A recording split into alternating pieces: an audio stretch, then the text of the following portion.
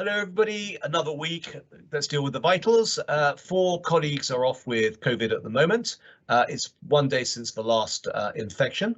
0 individuals have COVID, which is fantastic news. And it's 30 days since the last individual caught COVID. 1,612 tests are being done in the last 7 days.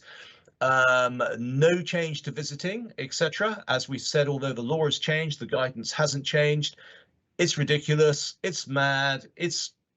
Everything's wrong with it, but it's the law, and we have to stick with it. This horrible, sad situation that's happening in the Ukraine. You know, the only sort of off the back of it positive sort of thing that's come is the fact that we are no longer focusing on the number of people that have got COVID, which I did do a check yesterday, and I saw it's down to under 19,000 new infections. So it really is disappearing away. The real world is now sort of looming on us, and how sad that is.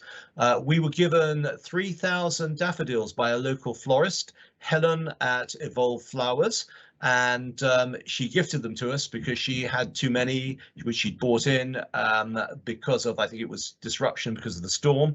So the individuals in the homes repackaged them and put the colours of the Ukrainian flag around them, and they've been gifting them to the community, to community centres and so on, which is a nice touch, because I think we're all so aware of this ghastly war, and it really does show what an amazing society we live in. And if we just get rid of all of the woke stuff and all the cancel culture and move it all just to one side and just get it into perspective, that there is this very bad world out there, and you then realize what an amazing culture and society where we really care about reducing down the changing rules or whatever. If we can save 1 or 2 or 3 or 5 or 50 lives in a year or over a few years, we really care about that. And in contrast to what this horrible, harsh, cruel world from the East is all about,